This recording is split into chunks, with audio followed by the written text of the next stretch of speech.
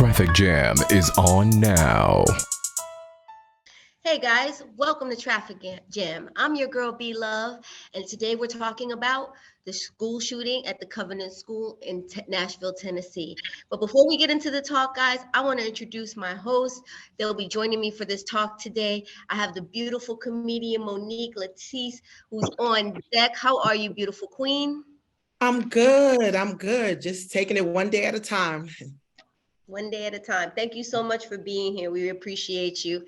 And on the other side, I have the incomparable King Amir Silly, aka the jeweler.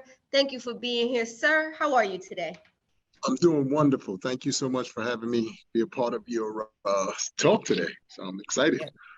Thank you. I am too. Unfortunately, the topic is not a great topic, but it is one that we need to talk about. And so let's go ahead and get into it, guys.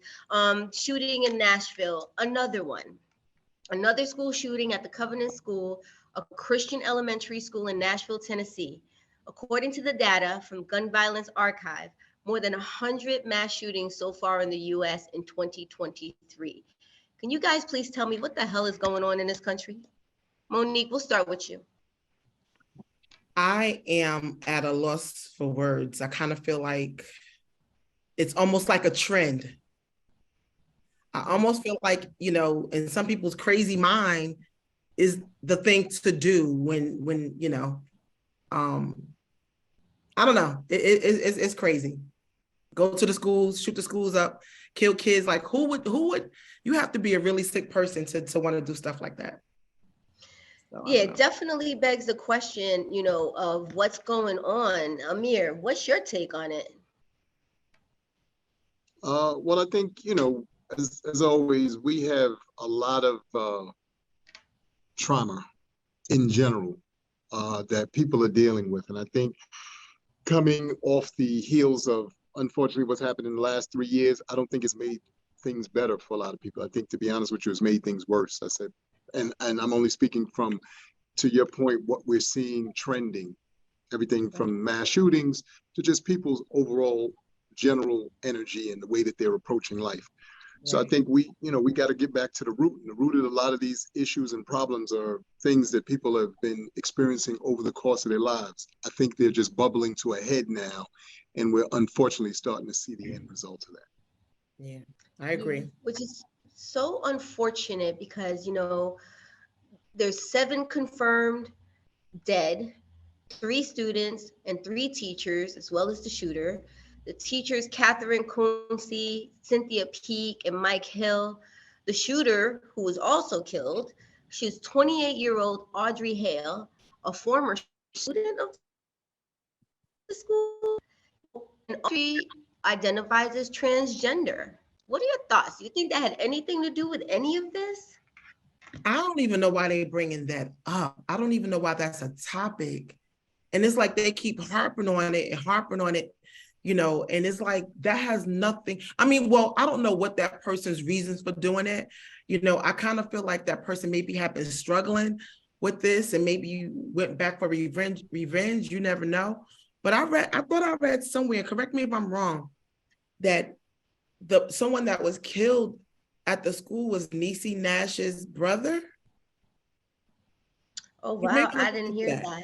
Yeah. I don't know if you can Google that now. If you go to her Instagram, I believe she posted her brother. Maybe it's a different incident. I'm not sure, but it seems like it was related. But I don't even know why they keep bringing up that he's a transgender. Like, honestly, I really could care less at this point. Right. What about you, Amir? I mean, when you think about transgender, usually this is something that takes a long time for someone to go through that process. It's at a young age. There's a lot of confusion, maybe bullying. What are your thoughts? Again, in theory, yes, it would seem easy to dismiss that part of the equation. But like I said, unfortunately, we have to look at the whole entire situation. If, to your point, this person maybe as a young person had, a tough time trying to experience the young adolescent, ideas and thoughts, and the school in particular or that particular administration may or may not have been as empathetic and sympathetic as they could have possibly been. Right. Obviously, that could, have triggered this. But the bigger thing, and again, the real question is, why would you, even if you did, for whatever reason, have an issue with those particular teachers or people with the school, why didn't you just have a conversation with them? Why do we turn to gun violence first as opposed to let's have a conversation now? You're 28 years old. You went to the school however many years ago that is, because it is an elementary school. Why wouldn't you go back and go, hey, when I was 3, 5, whatever, whatever age this person might have been, when they were going to that school, there were some things that, you guys made me feel or put me through, and work to a resolution in that regard, as opposed to now harming these people and some children that didn't have anything to do with that. What is that going to prove? Where's that going to give us any, sort of way to move forward? I almost feel like people do it to be famous too. For some reason, sometimes I feel like, people do it like, all right, this is going to get national attention. This is going to make the news, and in their sick mind, that's sort of like a goal for them. To be seen in a way that they haven't been seen exposure, before, right? And some people don't care what type of exposure they get, as long as it's exposure. Right. I mean, I think it goes to, and just to follow up on the Denise Nash thing, she actually lost her brother to a school shooting in 1993. Okay. So this hits close home to her, and I think it kind of impacts all of us. It's something that, triggers me. But I think a bigger question that we're not asking, when we go to the next thing is, there were two assault rifles and a handgun that were used in this shooting. Like, where do you even get an assault rifle? It's just like, where, how are we even able to access these things? Amir? Well, I think, again, we're talking about an unfortunate situation where in this country, depending on where you are in this country, the laws are a bit different for, certain states. Right. The ability to carry is a lot different, in a lot of these places. And because of that, and because the world, or our country in particular, has always had these kinds of things in place, you have that accessibility. The bigger question and the better question, to your point, is why do we need, assault rifles, and you're doing what would be considered normal everyday things? I would assume that assault rifles or anything that, has that kind of firepower would be needed if you're in the military or, something like that, exactly. Or maybe the police force. But if you're just a regular everyday citizen, I don't see how, going in any neighborhood, and I don't care whether we're talking about the urban community or, regular suburbia, you need an assault rifle to mass destruction situation. Yeah, to get through a situation, to have a conversation. I don't see showing up to Monique's, neighborhood like, I need to talk to everybody. Like, what are we doing? It speaks to a bigger issue. Right. And I think that one of the things that, we may or may not want to take into consideration is the level of violence that is being portrayed on so many levels. Everything from the miniature wars that are going on in Ukraine to even the video games that everybody has privy to, and all these things that now people have access to. People could say that those things don't make a difference, but if you're looking at the bigger picture, subliminal programming is subliminal programming. It doesn't make a difference what format it's in. It just means that you have to really pay attention to the things that you're allowing your mind to focus on or to be privy to. Yeah. Right. And that takes me to my next question, Monique. Do you think they'll ever ban assault weapons? It's such a big fight with the NRA. It's one of the things that they push back on so often. Think it'll ever happen? I don't, because I think that somebody makes money off of all of this stuff that's happening. So there will never be, do they really want to get it off the streets? I don't think they do. I don't think that they do, because somehow somebody's getting paid somewhere. And, the crazy thing about it is that she inboxed, he, she, whatever pronoun they're using, inboxed someone and said that I'm dying today. This is something that's going to happen. And I think too, a lot of times we're just not getting help. We're not getting Right. help. We're crying out. And to be honest with you, if I had it my way, I would just shut down social media for a little while. I know that sounds crazy, but I feel like social media plays a major part in what's going on as far as being able to get the word out, inbox people, just having the word travel the way it's traveling through social media. And I think that I think you would really be starting a war if you shut down social media. If people were on Instagram, they're gonna be definitely trying to pop a cap somewhere. I think we got social so media is an comfortable. outlet. I think we got so comfortable socializing through social media that when we see each other, we don't know how to communicate. I don't know how to communicate to you that I'm depressed. I don't know. What I do is I go on and I make a post, I can't live today, or I'm stressed out. And what do? You just, Monique bugging. Right. Monique bugging. Right. But I wish we could get back to really, really communicating with people. And if I come to you and I say, listen, I am going through something, I'm suicidal, I have a problem, somehow be proactive. Is it, have we failed? He, she, whatever the pronoun is, have we failed that person? I'm not saying it's our responsibility, but I really believe in my heart that we have lost all social interpersonal skills. Right. I can certainly agree with that. And I'll ask you, Amir, do you think there will ever be a ban on assault weapons? No, because, as Monique stated, and, as we see, first and foremost, not only is there someone or some entities making money, the reality of it all is we are, like I said, in particular, there are very big pockets of our society who violence is everything to them. Like I said, we tend to look at this format of things, but you got to realize these are the same group of people we love boxing, we love MMA. You understand what I'm saying? Things that are violent are a regular part of our psyche, or, what we, tune into, what we, can't wait to see. Even when we're watching, regular sporting events, we can't wait for a fight to break out sometimes. And it's unfortunate because it speaks to the bigger picture, which is our need to feed that, violent side in some of us. Now, obviously not everybody's like this, but unfortunately there is a good, like I said, portion of our society who loves the violence. They love the odd stuff. They love this deep rooted evilness that seeps into, some of their psyche in a way that is unexplainable, which is why, again, we turn around and then we have what we had, which is, these shootings, because now you can't turn that off. You've been, feeding it and feeding it and feeding it. So at some point it's got to come out. And I think that's what we're not looking at, And they know once you start messing with the kids and going to the school, you are going to ring the alarm.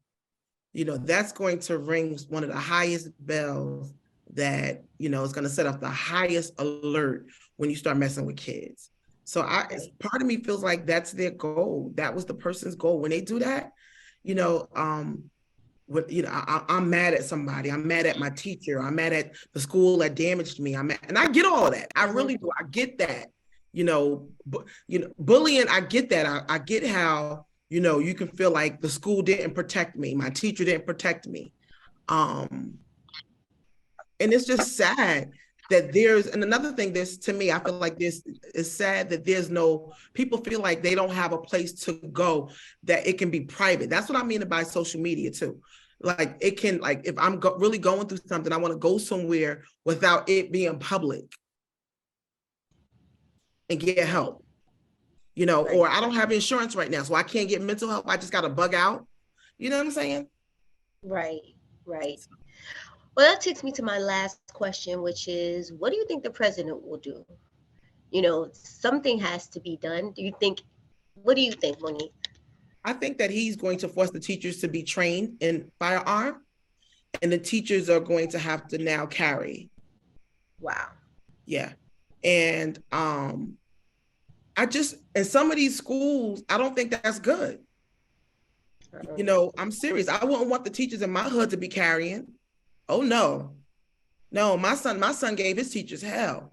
So I would not be comfortable with that. I don't care how licensed you Your are. kids come on. Oh my God. I No, they're don't care not how supposed to be licensed you popping are. and capping the kids' ass. Only the Look at the shooters, cops. Monique. Look at the cops. The cops are licensed and they're still shooting unarmed Black men. Right. So how is that going to fix the problem? But I have a feeling that's what he's going to do. Interesting. Something to look out for. Amir? You know what's so funny? I have no idea.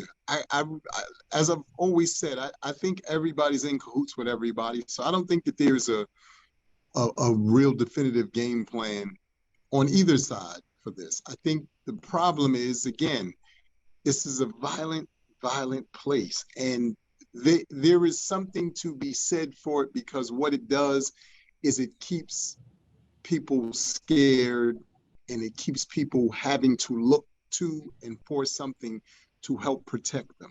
So as long as we're sitting around and we're like, oh my God, like you said, what are elected officials going to do?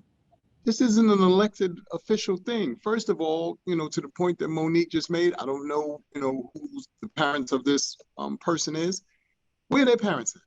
Why aren't you checking in on your kid? Obviously, again, she, whatever it is, had some issues. There's some things that they had going on. I don't know. I know you're a mother, Bernadette. I think I heard Monique mention she's a mom. I have two beautiful daughters.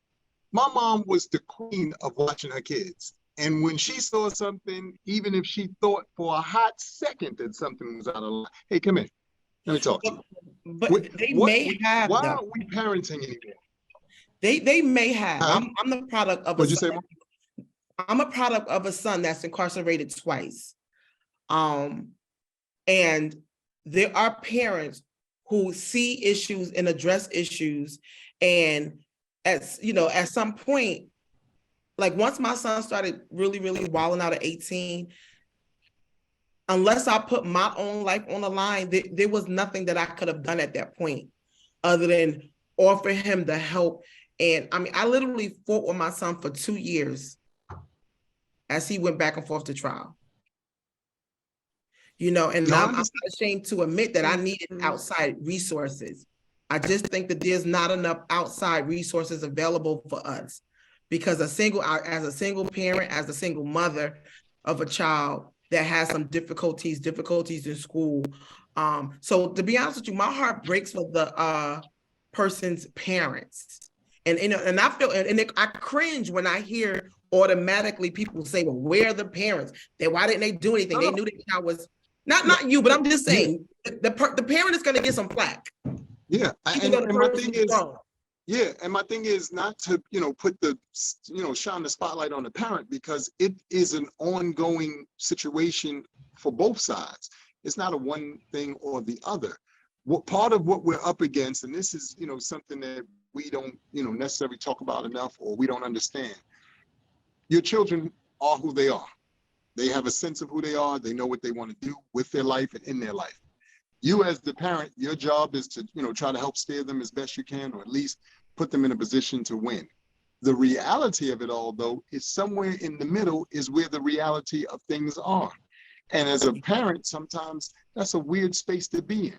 It's a weird space to be in for your child. It's a weird space to be in as a parent, because not having all of the answers, not being able to give them the direction that you'd like to give them, or see them move into a space where, they'd be safe and be what you call it.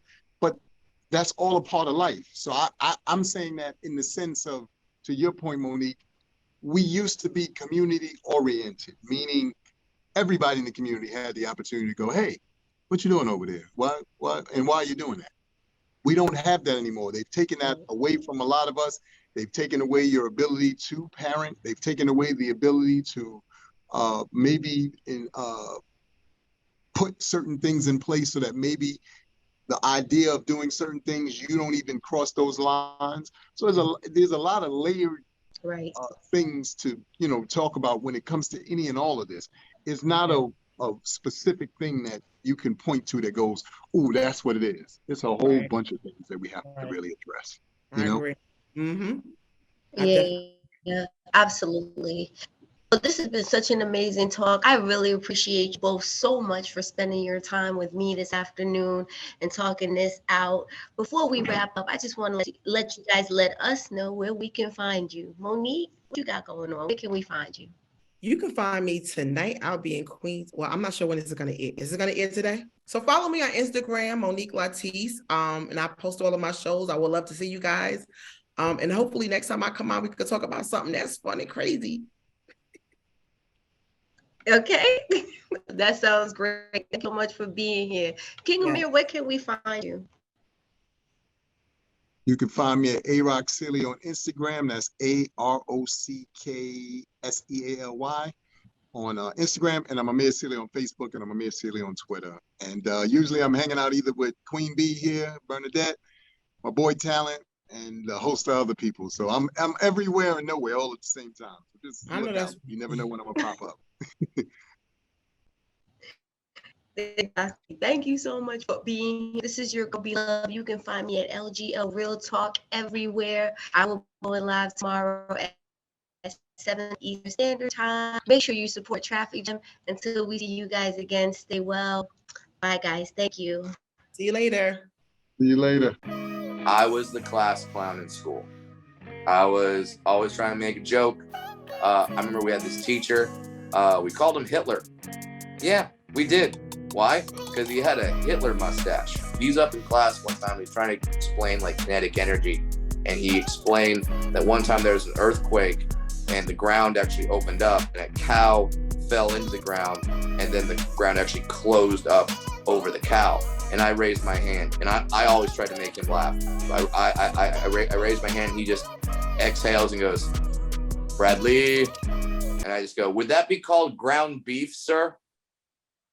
Only time he ever laughed. Ever. I got him.